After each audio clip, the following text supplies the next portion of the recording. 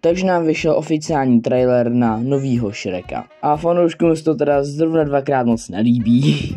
Každopádně vás vítám u takového kratšího videa, ve kterém se tak jako řekneme, nějak jako rozebereme ten trailer, protože myslím si, že k tomu mám co říct, protože jakoby, já když jsem to poprvé viděl ten trailer, tak jsem si myslel, že je to prostě nějaký AI, něco vygenerovaného od fanoušku, kámo, a ono to je oficiální. Co to prostě je, kámo, tohle, že je prostě DreamWorks animace, OK, to teď nebudeme řešit. Prostě začneme asi tím dobrým. Vrátí se nám původní obsazení. Tím pádem tedy Mike Myers jako Shrek, Cameron Diaz jako Fiona a Eddie Murphy jako Oslík. A teda ještě přijde Zendaya v podobě ty jeho dcery. Jak se kurva jmenuje? Felicia nebo jak se jmenuje? Jak tak, kamo, já nevím.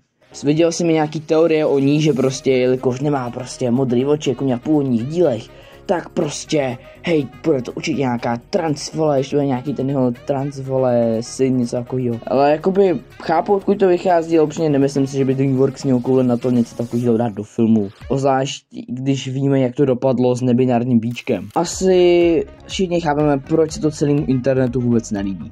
Za prvý, úplně jiná animace. Chápu, že DreamWorks tam chce udělat nějaký změny, jelikož prostě jako co v botách byl jiný. Teď je to hodně populární, zvlášť u něj, přičemž Rozum v divočině taky měl jinou animaci a líbilo se to všem. Osobně nemám problém s tím, že by ten Shrek nějak jako předělával skrze ten animační styl, protože chápu, je jiná doba, dnes tehdy byl populární tohle, je populární tohle.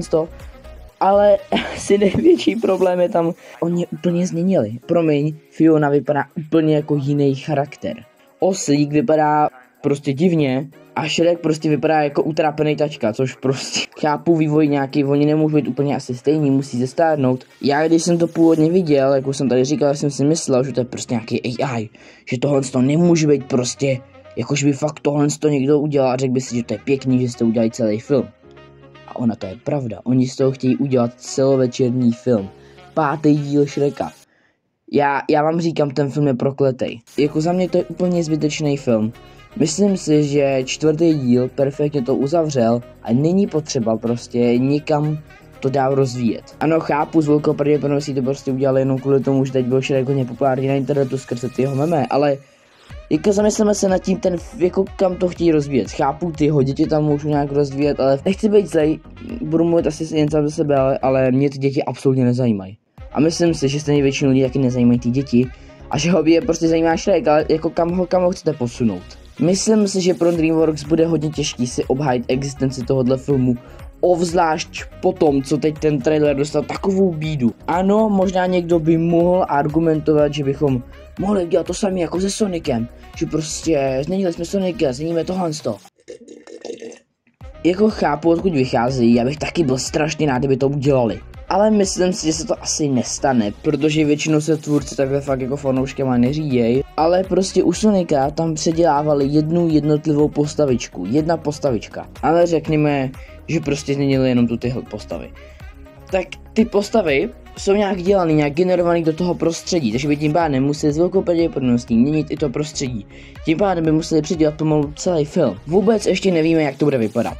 Jo, teď tam prostě jenom stáli před nějakým tím magickým zrcadlem, ke kterému se teda ještě vyjádřím, a jen tam prostě stáli. Takže ještě uvidíme, jak to ve finále dopadne, třeba to bude vypadat dobře.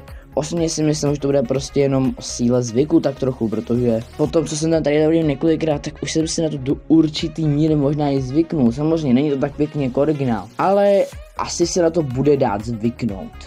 Ale popravdě jediná šance, jak by to možná předělali, by bylo to, že by prostě vypustili nějaký plnohodnotný trailer a i tak by to vypadalo hrozně, a i tak by tam lidi psali zprávy typu jděte se zabít. To je možná šance, že by to možná předělali, ale nemyslím si, že je nějak vysoká. Každopádně dal bych tomu ještě nějakou šanci, protože můžeme si na to zvyknout a může to vypadat dobře. Hej, u Kocu na botách ta změna byla ultimátně dobrá a všem se to líbilo. Akorát tam je menší problém v tom, že prostě ta Kocorová animace byla pěkná. Předtím, než si všichni uděláme na ten film názor, počkejme si na plnohodnotný prostě trailer, až nám budou moct ty tvůrci ukázat opravdu, jak to funguje s tou animací a tak. A hej, tohle bude asi konec tohohle videa, můžete mi do komentářů napsat, co si o tom myslíte vy. Každopádně uvidíme se do dalšího videa, dejte mi prosím like a odběr se zvonečkem a uvidíme se do dalšího videa. Zatím, ahoj.